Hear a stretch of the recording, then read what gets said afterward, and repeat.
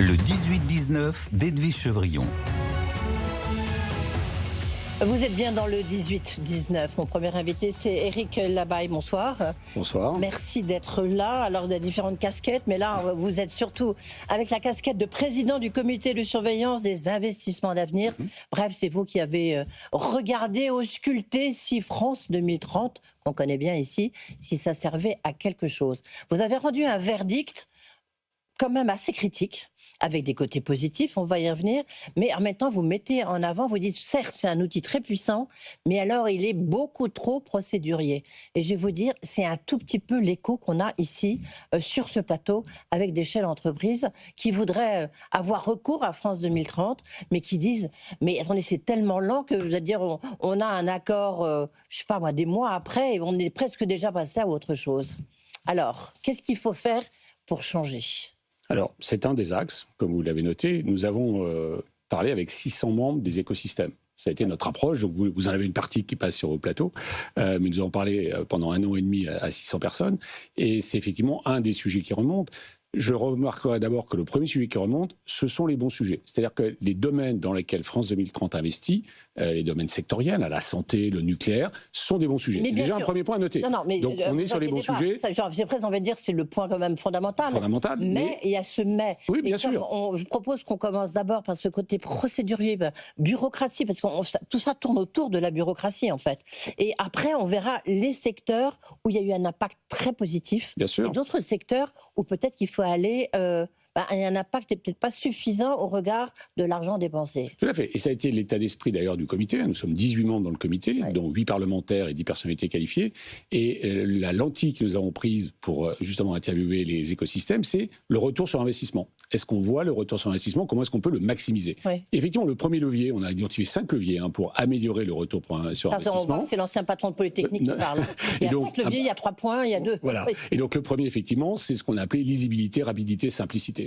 Et donc, effectivement, on en a parlé d'ailleurs avec le SGPI en disant, là, il faudrait changer le SGPI, le secrétariat général pour l'investissement. Attendez, là, on n'est pas à Bercy. Donc, secrétariat général pour l'investissement, qui est l'exécutif, justement, qui met en œuvre France 2030, d'ailleurs, qui l'a mis en œuvre à un rythme assez élevé, et qui a, justement, 10 milliards d'engagements par an pendant 4 ans, ce qui ne s'était jamais fait jusqu'à maintenant. Donc ça, je pense qu'il faut le noter. Maintenant, pour améliorer l'impact, effectivement, il faut être, en gros, dans le rythme de l'innovation. L'innovation, dans l'IA, c'est toutes les semaines, c'est pas tous les ans.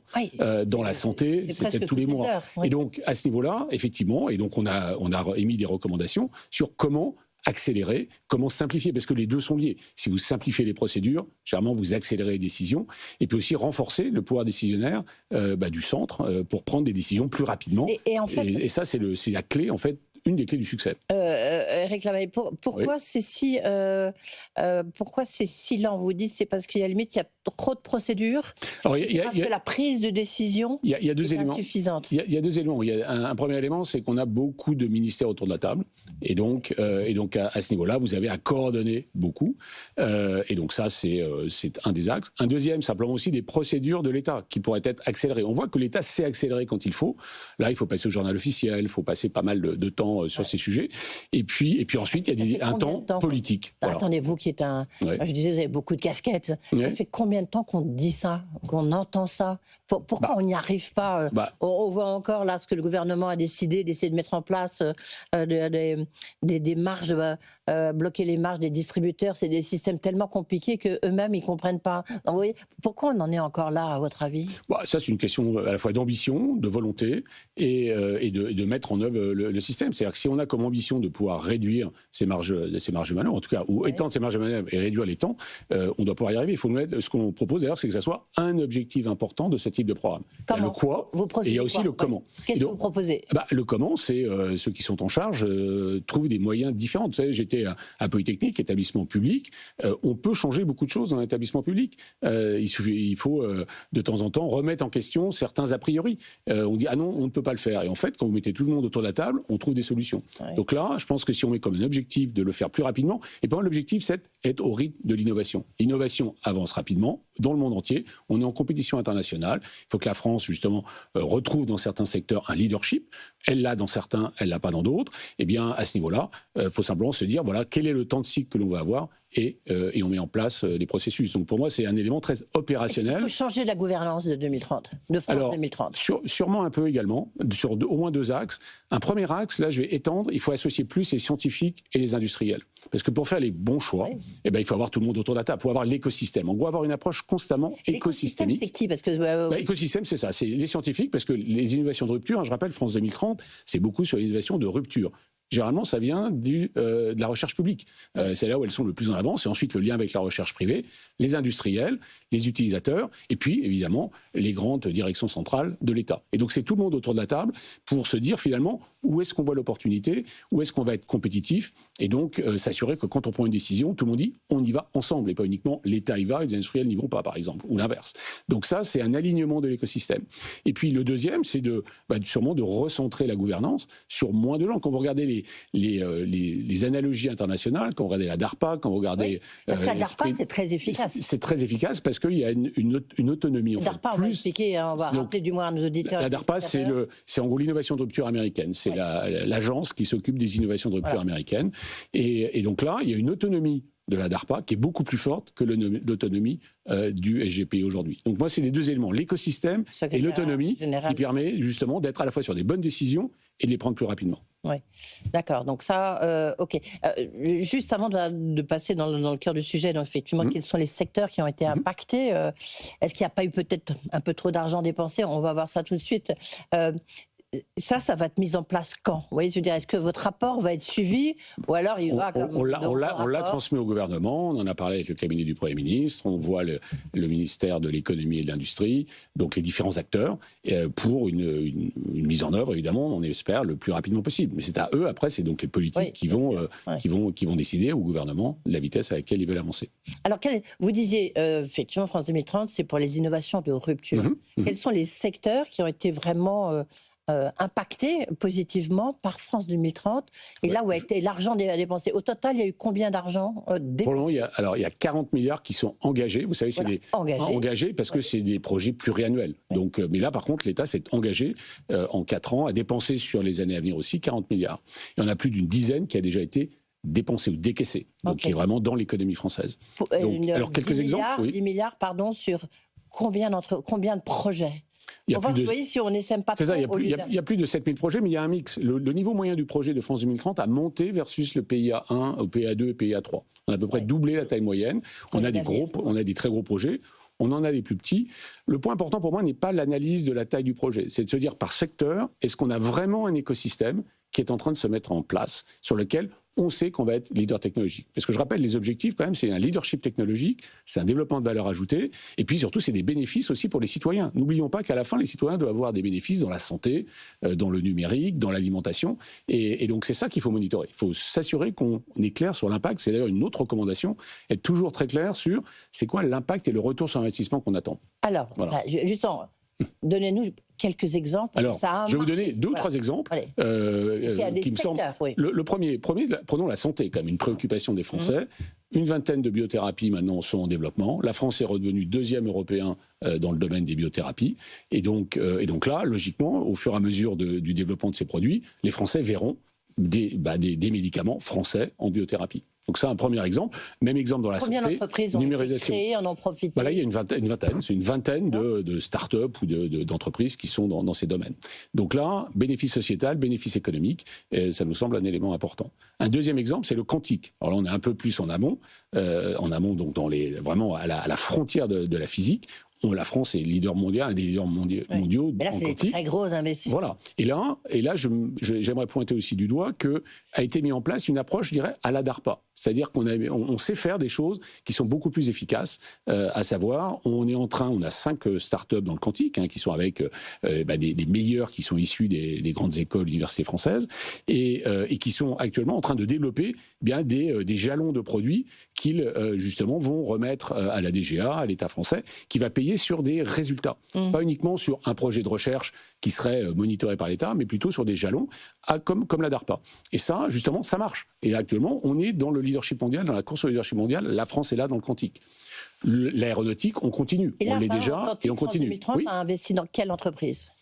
Alors, c'est des soutiens sur 5. Les 5 entreprises, Candela, Pascal, Alice Ebel. Donc, c'est pas un investissement au sens capitalistique, c'est un projet qui s'appelle Proxima, qui est un programme, comme je disais, à la DARPA, qui justement, et c'est là aussi une autre recommandation que l'on a, parce que là, ce projet est intéressant, puisqu'en fait, l'État achète des résultats. C'est un peu la commande publique. C'est aussi la commande publique, je suis sûr qu'on va en parler. On va en parler. C'est forcément un des leviers qui ne fonctionne pas. Voilà, et aujourd'hui... Là, ça fonctionne. Vous avez exactement, et là, il y a un exemple. Et donc, comme partout en France, ce qui est intéressant, c'est que toutes les idées que l'on a, vous trouvez un endroit où ça marche. Et la question, c'est comment est-ce qu'on passe d'un endroit où ça marche à 80% des endroits où on va le mettre en place. Et c'est ça, en fait.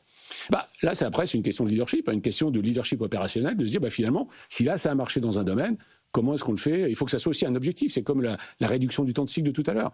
Si c'est vraiment des objectifs des équipes, c'est comme dans n'importe quelle organisation. Si vous n'avez pas d'objectifs opérationnels, c'est difficile de les mettre en place. Par contre, si vous les avez, vous trouvez des solutions avec vos équipes. Ouais.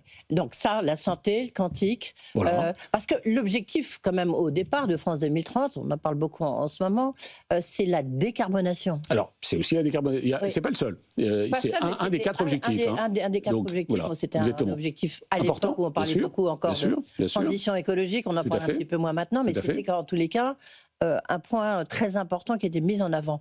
Où est-ce qu'on en est? Alors là, il y a 2 éléments. Il y a un premier élément qui est que 40% des projets ont un élément de décarbonation. C'est-à-dire que dans l'analyse de chacun des projets, est toujours regardé, est-ce que ce projet, où qu'il soit dans les différents secteurs, dans la santé ou autre, est-ce qu'il va aider à la décarbonation? Donc ça, 40%, l'objectif était de 50%, on n'est pas très loin, on est un peu dans le rythme avec 40%. Et par exemple, c'est un type de projet, il y a des projets sur la digitalisation de la santé, comment amener justement auprès des Français la capacité de faire des téléconsultations, etc. Là, ça aide aussi, ça aide dans la santé, ça aide dans la décarbonation. Le deuxième élément, par contre, là, c'est un peu en retard, d'ailleurs, c'est marqué dans notre rapport, c'est tout ce qui est l'aide à la décarbonation des grands sites industriels. Alors là, il y a une question de réglementation européenne. Où surtout une question de coût, parce que justement, j'allais y venir. Je connais un exemple, je ne vais pas citer le nom de l'entreprise, mais je recevais son dirigeant qui me disait, voilà, nous, on a besoin d'avoir des aides pour mettre un four électrique, mais c'est quand même des dizaines de millions. Pour l'instant, on nous dit c'est trop cher, on n'a pas les moyens. Alors, c'est là aussi on a vu peut-être un élément que je peux mentionner sur la décarbonation, c'est le temps long. C'est une autre de nos recommandations, c'est de prendre toutes ces transformations d'industrie, de secteur, c'est 10 à 15 ans. En particulier, les industriels, quand ils investissent, ils veulent avoir une visibilité sur 15 à 20 ans. Le prix de l'énergie est un des sujets. C'est un sujet clé dans la décarbonation. Et donc, comment est-ce qu'on a une stratégie qui donne une visibilité sur le prix de l'énergie sur 20 ans, nous semble un élément important, en tout cas, qui va conduire à soutenir la décarbonation. Oui. À propos de décarbonation, on voit que ça y a un retard à l'allumage, si vous me permettez cette expression, dans l'aviation bas carbone. À un moment, même ici même, Guillaume Faury nous avait présenté son nouvel avion, soi-disant à hydrogène, l'avion décarboné, un avion vert. On voit bien que ça se met pas du tout en place. Non, alors là vous pointez un élément qui est autour d'ailleurs de l'hydrogène au sens large, ce qu'on a mentionné, d'ailleurs c'est aussi un des points importants, c'est toujours de se dire quelle est ce qu'on appelle la courbe de mérite de la technologie. En gros, la courbe de mérite, c'est-à-dire c'est quoi le bénéfice de la technologie et son coût. Et est-ce qu'on est compétitif? Et on voit bien que dans l'hydrogène, il y a eu des hypothèses au départ, un peu une volonté politique de dire il faut y aller à fond. Par contre, en termes de l'état de l'art, et c'est là où les scientifiques le disaient déjà et le disent encore, on n'était pas exactement sur une courbe qui rendait tout de suite l'hydrogène décarboné compétitif. Donc, un des points importants, c'est que à chaque fois sur ces projets, d'avoir les gens autour de la table qui disent, finalement, où est-ce qu'est la science, où est-ce qu'est la partie économique. Et là, l'État, ensuite, lui, peut aider à dérisquer une partie des projets, mais il faut s'assurer qu'on est tous clairs sur est-ce qu'il y a une équation économico-scientifique qui marche. Mais on voit quand vous discutez avec des chefs d'entreprise qui, notamment, sont aux États-Unis, ils vous disent, vous dites, j'ai un projet décarboné, hop, vous êtes défiscalisé à hauteur de temps, etc. Alors, là, plutôt en aval. Là, parce que là, je parle plutôt de l'amont. Quand vous êtes en amont sur de la techno de rupture... Pardon, on est d'accord, mais je veux dire, c'est que chez nous, alors on vous demande quelle est la couleur de l'hydrogène, parce qu'il y a plusieurs, évidemment, il y a l'hydrogène vert, il y a l'hydrogène gris, il y a l'hydrogène... Vous voyez, c'est là où, de nouveau, c'est compliqué, quoi. C'est compliqué. Ils vous disent tous, il faut remplir des formulaires pour savoir quel hydrogène, comment ça se passe et tout. Mais c'est là où je reprenais l'exemple de Proxima, l'exemple de la DARPA. Et c'est important que l'État, d'une certaine mesure, demande un résultat. C'est-à-dire, si vous dites finalement, j'ai tel niveau de décarbonation, après vous laissez les industriels trouver, et les scientifiques, trouver les méthodes pour y arriver. Donc c'est aussi un des axes qui nous semble important de continuer. C'est fait dans certains cas, il faut l'appliquer un petit peu partout. Et parce que, de nouveau, entre la recherche recherche publique, la recherche privée, les industriels, les utilisateurs, quand tout le monde travaille ensemble, on trouve des solutions. On a des compétences incroyables dans le pays. Donc, ah non, mais ça c'est sûr. Ça, on a des compétences, vous êtes bien placé pour. Ouais. C'est vous qui les avez formées pendant très longtemps. Mais comment ça s'articule avec l'Europe ? Parce que là aussi, on voit que ça soit dans la défense, dans les différents secteurs, il faut presque avoir, quelqu'un me disait ça, mais or c'est impossible pour une ETI, il faudrait presque avoir une équipe qui est consacrée à obtenir des subventions de France 2030 et au niveau européen. Ouais. Alors là-dessus, on a un peu deux suggestions, parce qu'effectivement, la coordination aujourd'hui est faible. Il y a eu des PIEC qui étaient des projets communs, donc là qui ont été compliqués d'ailleurs. Alors pourtant c'était une bonne idée au début, c'est quelques pays, pas forcément les 27 qui se mettent ensemble, mais on a eu quelques-uns dans l'hydrogène, dans le cloud, c'est 2-3 ans pour y arriver. De nouveau, on n'est pas dans le rythme, et donc il faut trouver une autre façon de travailler. Et donc parmi les suggestions que nous avons, c'est de se dire, quand des entreprises ou des chercheurs français ont des succès au niveau européen qui demandent un financement français, le rendre automatique. Ne pas leur refaire passer un appel à projet en France en disant « Ah, on va revérifier si vous êtes OK ou pas ». Voilà, c'est une simplification et faire confiance au fait qu'au niveau européen, on a aussi, la France est partie prenante, on a des systèmes de qualité, les ERC, l'EIC, qui ont un peu la même ambition, mais qui pour le moment n'ont pas autant de coordination peut-être qu'on pourrait avoir. Au regard, après, on basculera sur Eutelsat, parce que vous êtes aussi président de Eutelsat. C'est intéressant, parce que là, on parle du niveau européen, là, il y a aussi de la concurrence. Bon. Il y a 40 milliards engagés, 10 milliards qui ont été dépensés. Quand vous regardez... Entre 10 et 15. Mais, je ne sais pas, c'est vous qui... Oui, c'est ça, c'est entre 10 et 15. C'est vous qui... Voilà, oui, c'est ça, ouais, absolument. Donc, je reprenais vos chiffres. Oui. Est-ce que vous diriez que l'impact est à la hauteur des montants dépensés ?